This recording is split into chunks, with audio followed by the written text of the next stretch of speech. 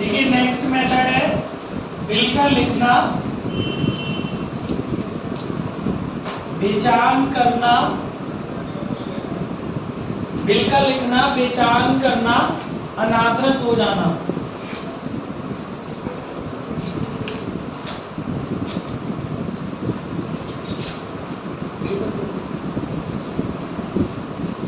एक जनवरी 2022 को राम ने श्याम को 5,000 रुपए का माल बेचा।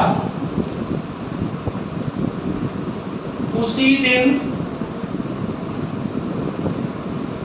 राम ने श्याम पर 3 माह की अवधि का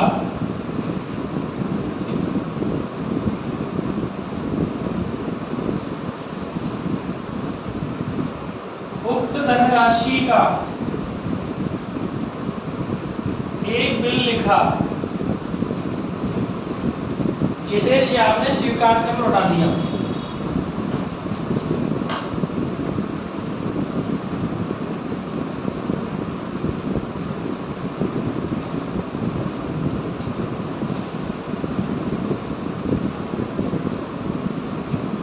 राम ने इस बिल को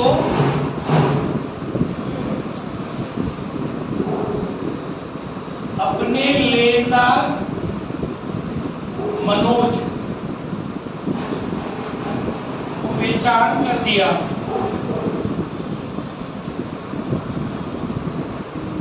देय तिथि पर श्याम अपने बिल का भुगतान ना कर सका।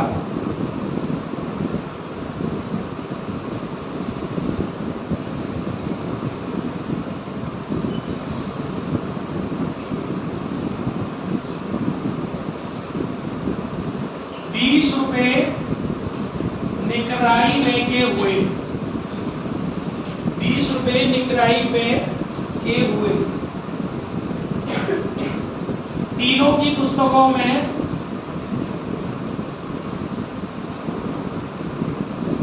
जर्नल प्रविष्टियां कीजिए।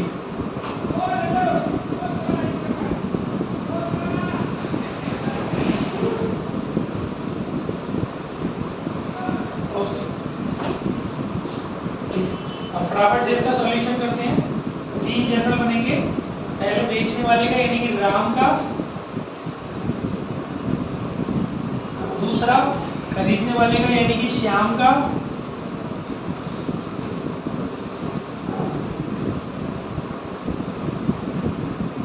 और तीसरा बेचान पाने वाले का, बिल पाने वाले का यानी कि मनोज का।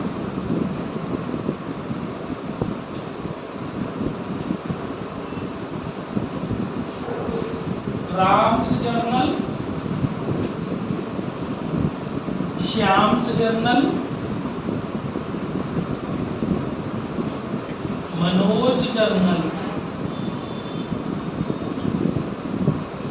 2022 को जब इन्होंने माल बेचा है तो सबको एंट्री पता है, Shyam debit to sales account 5,000 रुपए, बीइंग गुड सोल्ड। ठीक है, इन्होंने खरीदा है तो भी ये वाली एंट्री भी सबको पता है, purchase account debit to Ram, being goods purchased.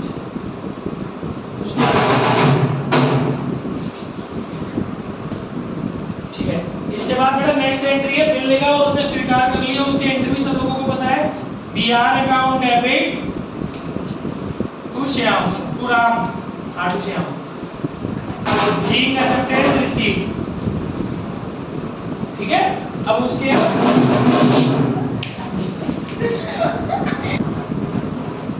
Ram debit to BP account, being acceptance given. ठीक है, अब बेटा इसने इस बिल को उसी दिन बैंक को दे दिया, सॉरी इसने उस बिल को उसी दिन बेचान कर दिया। बेचान का मतलब होता है बेटा इंडोर्स करना। जैसे मान लो मैंने एक कंडीशन कल कराई थी परसों कराई थी, पाए थे परसों। अब तो ये किया होगा आपने, परसों मैंने आपको बताया था कि मैंने मतलब मतलब जैसे मुझे अब किसी के पैसे देने हैं, मुझे अब किसी के पैसे देने, तो मैंने उसको पैसे नहीं दे पाया, तो मैंने वो बिल उठा के दे दिया, ठीक है। तो राम ने, ठीक है, अब इसने इस बिल को क्या करा, अपने लेनदार मनोज को दे दिया। तो देखो इसके यहाँ क्या एंट्री होगी, इसके पास से बेटा बीआर गया और पाने वाला कौन हो गया, मनोज। तो Manoj debit to BR account 5000 रुपए, being bill endorsed, being bill endorsed, ठीक है। और इसको ये बिल मिल गया जनवरी 1 में 2022 में, इसके पास बीआर आया और देने वाला कौन है इसको, राम, बीइंग बीआर रिसीव्ड,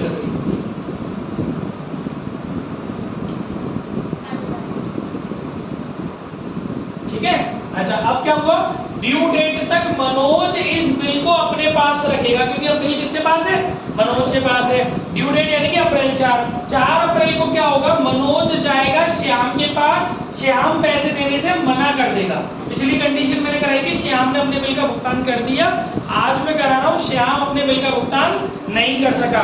तो जब मनोज इसके पास जाएगा और श्याम अपने बिल का भुगतान करने में मना कर देगा, तो श्याम के पास क्या एंट्री होगी अप्रैल 4 को, श्याम के पास अपना बीपी वापस आ जाएगा, और मनोज के पास बिल था ना ड्यू डेट पे, तो मनोज इसके खिलाफ कानूनी कार्रवाई करेगा, जिसमें 20 रुपए का निगरानी व्यय का खर्चा होगा। अभी वो पैसे मनोज देगा, लेकिन बाद में वो नुकसान किसका माना जाएगा, श्याम का, क्योंकि श्याम की वजह से पैसे खर्च हुए। तो श्याम अपने घर में नोटिंग चार्जेस का अकाउंट डेबिट करेगा, और 2 ये किसको पैसे देगा लास्ट में, राम को, क्योंकि मनोज से तो इसे मना ही कर दिया। 5000 रुपए ये, 20 रुपए ये, 5000 20 रुपए, तो बीपी डेबिट होगा, नोटिंग चार्ज डेबिट होगा, और राम इसमें क्रेडिट होगा। बीइंग बिल डिसऑनर्ड,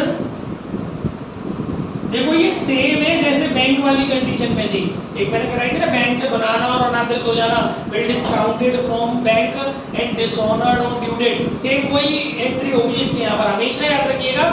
इसके यहाँ पर डिसऑनर्ड के केस में सेम एंट्री होगी, चाहे ड्यू डेट तक बिल राइटर के पास हो, मतलब सेलर के पास हो, चाहे उसने बिल को बैंक से डिस्काउंट कराया हो, चाहे बिल उसने एंडोर्स किया हो, उसके यहाँ पर एक ही एंट्री होती है, बीपी अकाउंट डेबिट, अगर नोटिंग चार्ज है तो नोटिंग चार्ज अकाउंट डेबिट, और 2 ड्रॉयर, जिसने बिल लिखा है, ड्रॉयर बोलते हैं उसको जो बिल लिखता है, ठीक है। और इस व्यक्ति को हम ड्रॉई बोलते हैं, अरहायता और अरहाई से करके कुछ होता है, ये ड्रॉयर होता है और ये ड्रॉई होता है। तो being bill dishonoured and noting charge due, ये तो अभी देखा नहीं, बाद में देखा, ठीक है। अच्छा इसके घर में क्या होगी, अप्रैल 4 को इसके पास से बीआर गया, और ये किससे पैसे लेगा, राम से, Ram debit to BR account, 5000 रुपए का बीआर गया, और 20 रुपए इसको भुगतने पड़े टू कैश, तो ये राम से 5020 रुपए लेगा। Being bill dishonoured and noting charge paid, क्योंकि अभी इसने दिए है ना नोटिंग चार्ज पेड। अब इसके यहाँ आ जाओ, अप्रैल 4 को इसके यहाँ क्या होगा, इसके पास ये फैसला करेगा इसको श्याम से लेने हैं और मनोज को देने हैं। जिससे लेने होते हैं वो हमारा डेटर होता है, उसको डेबिट करते हैं, और जिसको पैसे देने होते हैं वो हमारा क्रेडिटर होता है, उसको हम क्रेडिट करते हैं। तो यहाँ पे हम श्याम को डेबिट करेंगे और मनोज को क्रेडिट करेंगे। इसको श्याम से पैसे लेने 5020 रुपए, और मनोज को पैसे देने हैं इसको 5020 रुपए।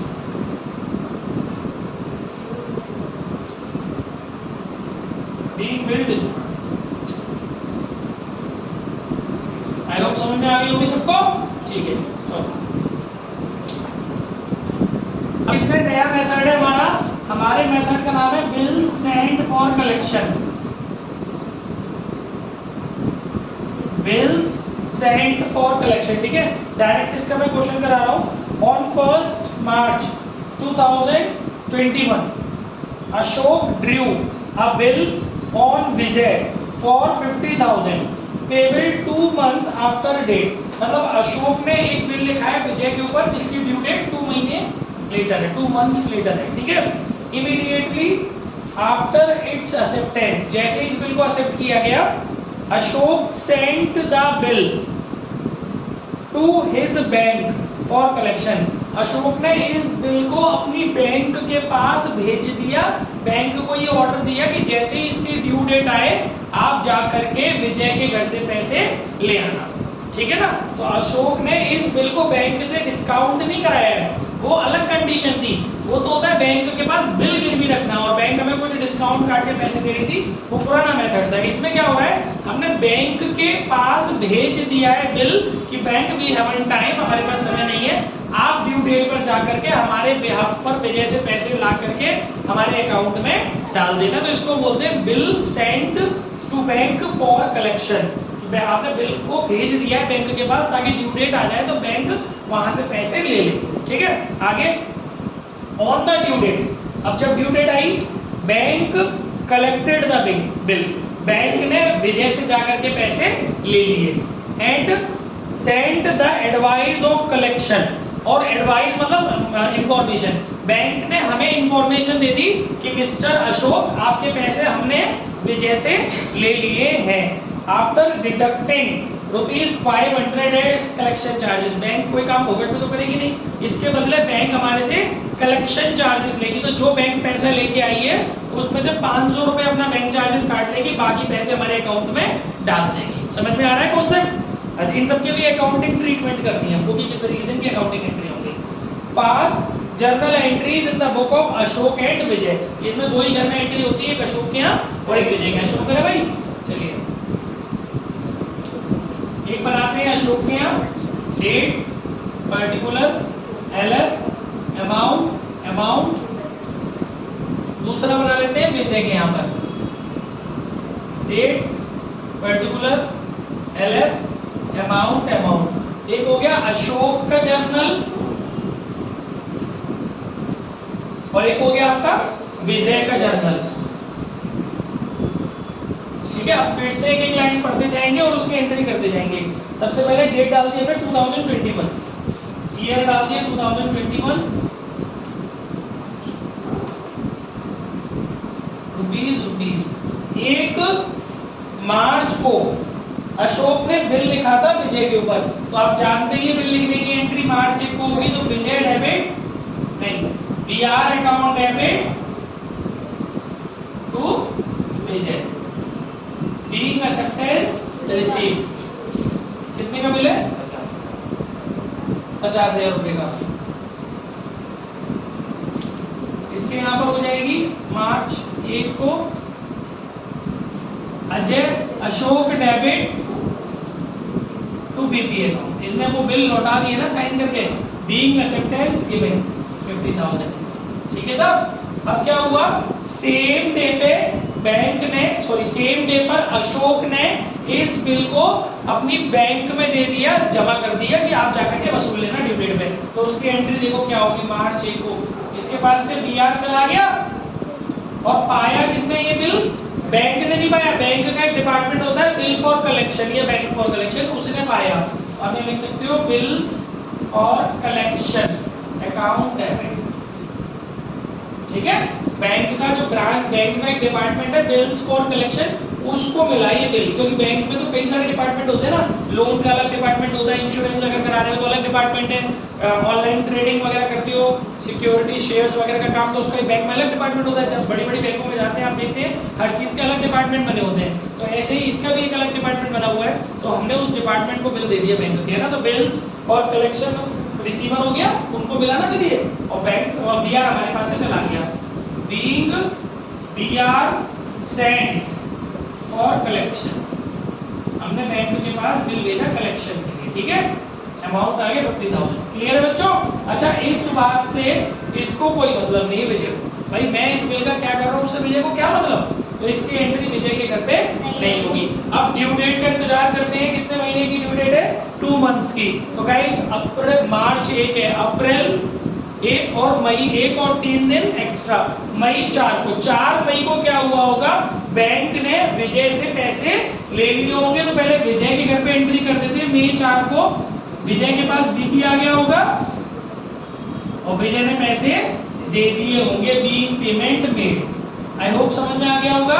चलिए अब करते हैं अशोक के यहाँ पर। अशोक क्या करेगा, अशोक क्या करेगा, अशोक को पता है कि अशोक की बैंक में पैसे आ गए हैं ना, क्योंकि बैंक हमारे घर पे देने तो आएगी नहीं पैसे, हमारे अकाउंट में डाल देगी। तो अशोक क्या बोलेगा कि रिसीवर हो गई अशोक की बैंक, लेकिन पूरे नहीं मिलेंगे। कितने मिलेंगे? 49,500, क्योंकि 500 रुपए बैंक ने चार्ज भी तो काटा है और वो अशोक के लिए नुकसान है, तो अशोक उसको डेबिट कर लेगा बैंक चार्जेस के नाम से। और 2 किसने पैसे दिए हैं? बिल्स फॉर कलेक्शन वालों ने। विजय ने क्यों मैं, क्योंकि मुझे विजय ने थोड़ी दी, मुझे तो बिल फॉर कलेक्शन वालों ने लाके दिए, क्योंकि मैंने बिल किसको दे दिया था? बिल फॉर कलेक्शन वालों को। जब वो रिसीवर बने थे, वो हमें पैसे दे रहे तो वो गिवर बनेंगे। बिल्स फॉर कलेक्शन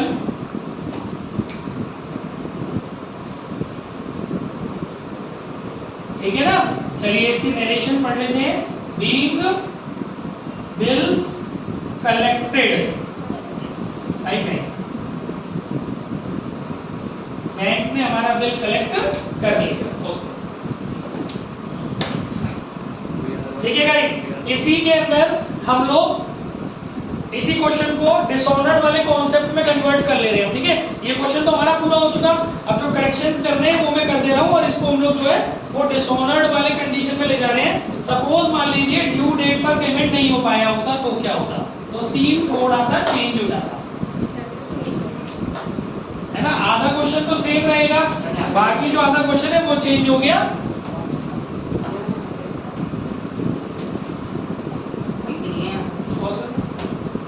भाई चलिए, तो अब आगे देखते हैं। इसी क्वेश्चन को हम लोग डिसऑर्डर्ड पे लेके जा रहे हैं। सबसे पहले इन्होंने बिल लिखा, उन्होंने एक्सेप्ट कर दिया।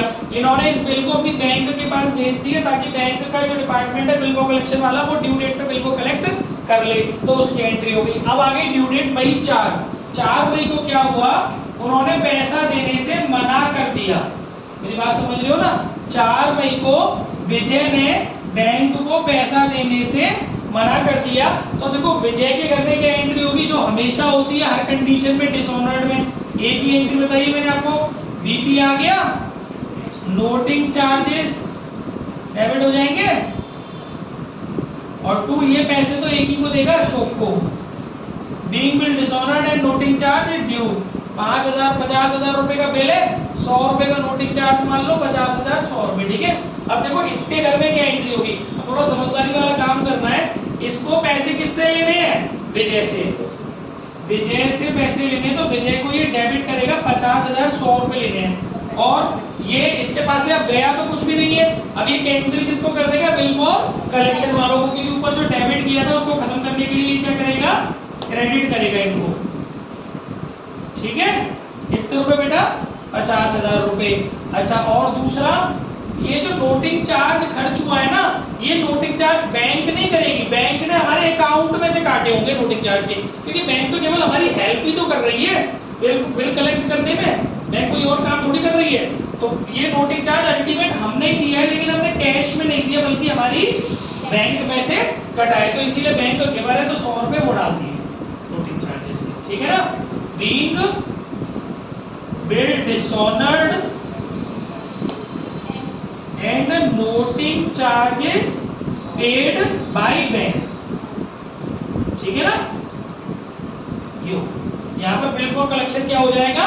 क्रेडिट हो जाएगा, क्योंकि ऊपर डेबिट हुआ था जब हमने उनको बिल दिया था, तब वो रिसीवर थे। अब वो भले ही पैसे लाके नहीं दे पाए, तो फिर भी वो गिवर तो यही इन्फॉर्मेशन तो उन्होंने बताई है। तो टू बिल फॉर कलेक्शन। तो फाइनली ये एंट्री होगी आपकी डिसऑर्डर्ड के केस में। विजय से लेने हैं 50,000 100 रुपए, तो विजय हो जाएगा डेबिट, और बिल फॉर कलेक्शन वाले हो जाएंगे क्रेडिट, और बैंक हो जाएगा हमारा 100 रुपीज से क्रेडिट। ही नोटिंग चार्ज के हमारे अकाउंट में से पैसे कटे हैं। चलो पॉज।